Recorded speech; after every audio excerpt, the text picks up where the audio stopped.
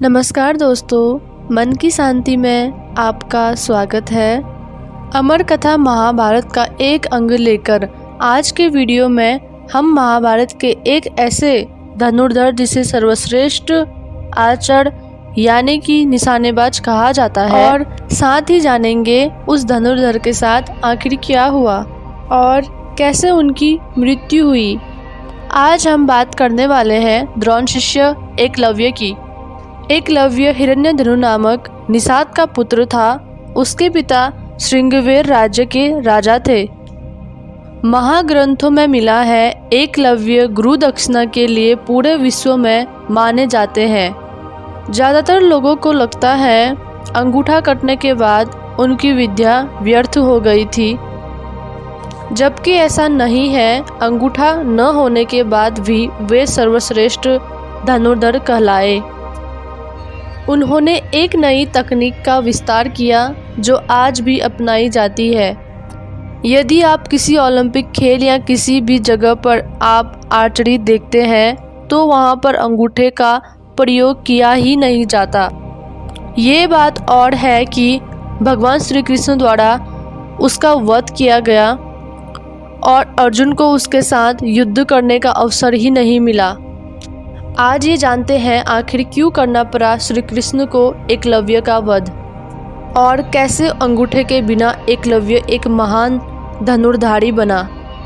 महाभारत काल में श्रृंगापुर एक सुंदर और समृद्ध नगर हुआ करता था। वहाँ पर हजारों सालों तक निषाद राजाओं ने राज किया।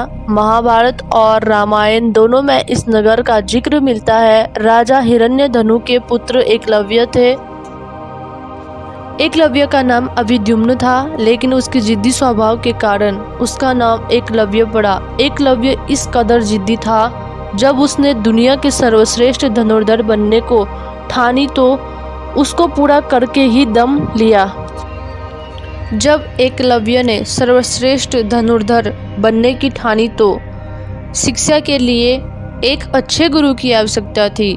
जैसे आज के समय में मिसाइल टेक्नोलॉजी का महत्व है, उसी तरह महाभारत काल में धनुर्विद्या का था। ये ज्ञान हमेशा गुप्त रखा जाता था, ठीक उसी प्रकार जैसे आज के परमाणु हथियार टेक्नोलॉजी को ठिकानों को आम आदमी से छिपाकर रखा जाता है। यदि आज की बात की जाए तो सभी देश ईरान, अफगानिस्तान जैसे देशों को परमाणु संपन्न वाले देश क्यों नहीं बनाना चाहते, क्योंकि इनकी मंशा सभी जानते हैं और ये लोग इनका उपयोग करके संपूर्ण मानव जाति का विनाश कर सकते हैं। बिल्कुल ऐसा ही एकलव्य के साथ भी हुआ था। ये कोई जातिगत या धार्मिक प्रश्न नहीं था। एक तो एकलव्य ऐसे राज्य का राजकुमार था जो हमेशा से हस्तिनापुर और मथुरा के शत्रु रहते थे और साथ ही उसने ऐसी विद्या प्राप्त कर ली थी जो पूरे विश्व का विनाश कर सकते थे। उस समय पृथ्वी पर केवल 2 ही ऐसे गुरु थे जिन्हें ये ज्ञान प्राप्त था। इसमें पहले थे भगवान परशुराम, दूसरे थे गुरु द्रोणाचार्य। अक्सर लोग कहते हैं महाभारत काल में भी लोग ऊंच नीच जाति प्रथा को कुछ ज़्यादा मानते थे और इसलिए भगवान परशुराम तो केवल ब्राह्मण वर्ग को ही विद्या सिखाते थे। एकलव्य जानता था भगवान परशुराम तो उसे शिक्षा देने से रहे, इसलिए उन्होंने गुरु द्रोणाचार्य को अपना गुरु मान लिया।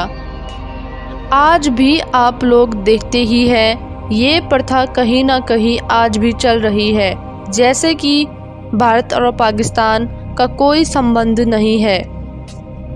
ऐसे ही कुछ हुआ था उस समय एकलव्य के साथ।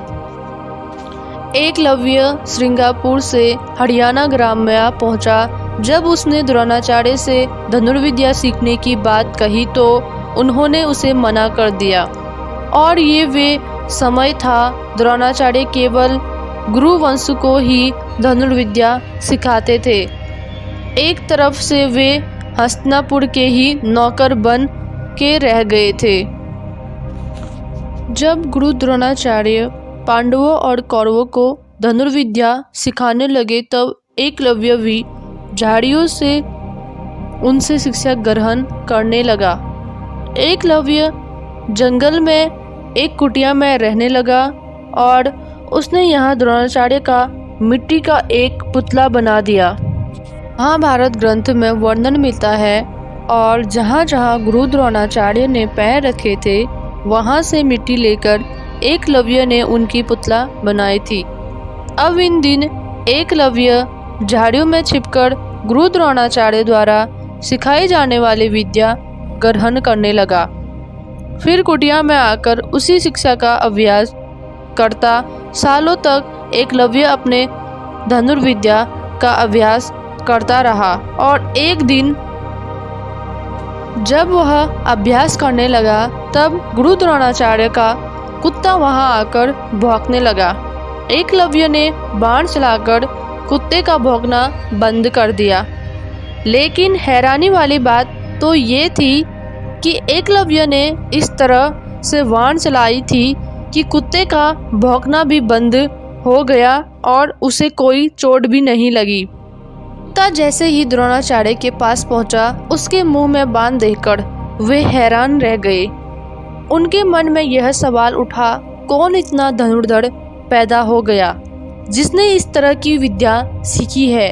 विचार करके द्रोणाचार्य और राजकुमार कुत्ते के पीछे गए। जब गुरु द्रोणाचार्य कुटिया के पास पहुंचे, अपना पुतला देखकर हैरान रह गए। एकलव्य ने उन्हें प्रणाम किया। गुरु द्रोणाचार्य ने एकलव्य से उसके गुरु के बारे में पूछा, तब उसने उसी का नाम लिया। ये बात सुनकर गुरु द्रोणाचार्य हैरान रह गए और एकलव्य ने उन्हें पूरी बात बताई। इसके बाद गुरु द्रोणाचार्य ने गुरु दक्षिणा के रूप में अंगूठा मांग लिया। इसके पीछे 3 वजह थी। पहला, गुरु द्रोणाचार्य अर्जुन को सर्वश्रेष्ठ धनुर्धर बनाना चाहते थे। दूसरा, एकलव्य ने चोरी से विद्या ग्रहण की थी। तीसरी राजनीतिक वजह थी, क्योंकि उस दौरान मगध और कुरु साम्राज्य एक दूसरे के शत्रु थे। मगध का सम्राट जरासंध, जिसका मित्र एकलव्य का पिता राजा हिरण्यधनु था, और इन्हीं वजह से गुरु द्रोणाचार्य ने दक्षिणा के रूप में अंगूठा मांगा। लेकिन एकलव्य ने हंसते हुए अपना अंगूठा उन्हें दक्षिणा के रूप में दे दिया। एकलव्य ने भले ही अपना दाहिना अंगूठा काट कर दिया, लेकिन वह इतना जिद्दी था कि उसने अपने घर आकर 4 उंगली से अभ्यास शुरू कर दिया। एकलव्य ने अपने उंगली से तीर चलाने में महारत हासिल की थी। कुछ समय बाद उसका विवाह हो गया और उसका केतुमान नाम का एक पुत्र हो गया था। एकलव्य राजा बना और उसका पुत्र भी महान धनुर्धर साबित हुआ था। एकलव्य अब मगध राज्य जरासंध, दुर्योधन और शिशुपाल का मित्र बन बैठा। अर्जुन को कोई तीर चलाने में टक्कर दे सकता था तो वह केवल एकलव्य।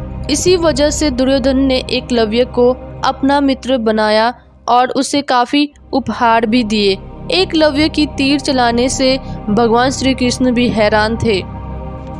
जब भगवान श्री कृष्ण की सहायता से भीम ने जरासंध को मारा, तब एकलव्य ने द्वारिका पर धावा बोल दिया। इससे द्वारिका की सेनाओं का थोड़ा नुकसान हुआ और फिर भगवान श्री कृष्ण और एकलव्य के बीच द्वंद्व शुरू हुआ था, जिससे भगवान श्री कृष्ण ने उसके सिर पर प्रहार करके उसका प्राण लिए थे। इस बात का जिक्र भगवान कृष्ण ने अर्जुन से किया था, मैंने तुम्हारे लिए सबसे खतरनाक शत्रु एकलव्य को बहुत पहले ही मार दिया है, क्योंकि अगर वो जीवित होता तो तुम्हारे लिए बहुत अड़चने पैदा कर सकता था। एकलव्य के पुत्र केतुमान ने अपने सेनाओं के साथ कौरवों का साथ दिया था, जिसका वध भीम ने किया था। आज भी एकलव्य का नाम बड़े ही प्यार से लिया जाता है और जहाँ पर एकलव्य ने गुरु द्रोणाचार्य को अंगूठा काट कर दिया था, वहाँ पर एकलव्य का एक छोटा सा मंदिर बनाया गया है। ये मंदिर हरियाणा के गुरुग्राम खानसा इलाके में विद्यमान है। आज के लिए इतना ही। अगर वीडियो अच्छी लगी हो तो लाइक कीजिए और ऐसे वीडियो देखने के लिए चैनल को सब्सक्राइब कीजिए।